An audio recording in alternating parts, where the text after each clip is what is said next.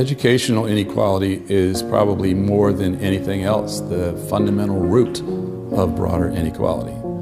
If we look at inequality in access to particular careers, inequality in income and wealth, inequality in the nature of political participation, all those things are mitigated by equalizing the skills that education produces, not only the academic skills, but the dispositions, the frames of minds, the conscientiousness, the diligence, the sense of agency.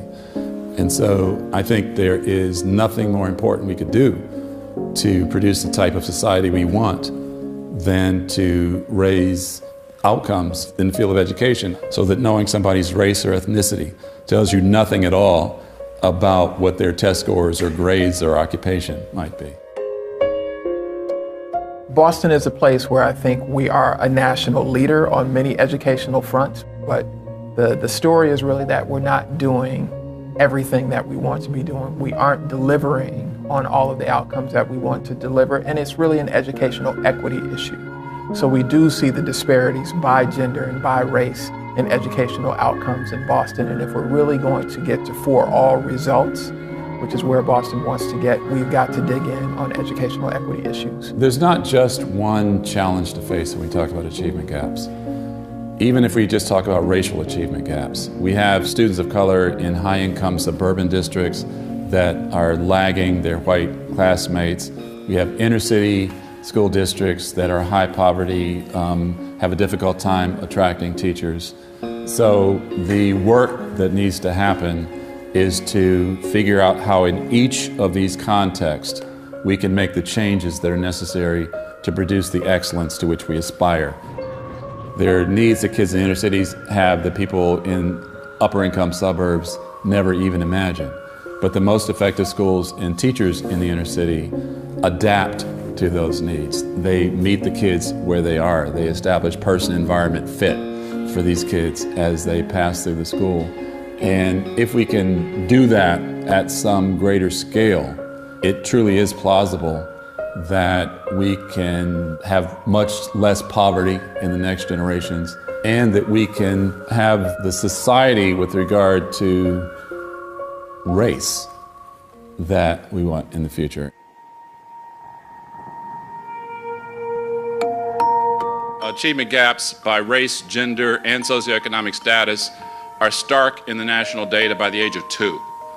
So we can't wait till school starts. There's an initiative we just launched in Boston called the Boston Basics, where we've got 5 basic ideas about early childhood parenting, 5 propositions that we want everybody in the city to know. We're saturating the city with what young parents of young children need to know in order that their kids don't fall behind by the age of 2. It's not just about giving them information, it's about building that niche of social support around them so that they know that the grandparents and the relatives and the minister and the barber all know this is important and that they are being supported to do these things. You can do it with materials that are already in the house, and there's nothing in here that is particular to any particular racial, ethnic, or socioeconomic group. This is human stuff. This is stuff that everybody in the community can benefit from. Second thing that excites me these days is the youth culture piece of it. Schools have 2 curricula. They have the curricula the teachers teach and the ones that kids teach. Part of what we're picking up is a lot of the misbehavior is instances where kids are doing things they don't even want to do. They're just trying to fit in. And so the idea of intervening into the youth culture and helping kids to develop the culture they really want in their school. They've already got the right values. They don't have the social opportunities to live out those values. We just have to help students want to help each other. It takes student leadership to give people permission even to say what they would think is cool. So are you a student leader? I tried. You try to be? Well, how plausible is it that you could organize a project at the school where you would get students to talk honestly about the way they really want it to be? Because if you could, we can tell your story. You can help other people at other places. There's no choice but to try to make the things happen that we know need to happen, because it's too scary what would happen if they don't happen. These days are so reminiscent of the 60s and early 70s. All those issues are coming back.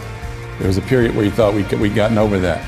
But there are enough instances where people have produced lots of progress in inner city schools to think that if we really want to do it, if we really have the political will to make it happen, we can. It's our generational responsibility to work on it, no matter whether we're optimistic or pessimistic.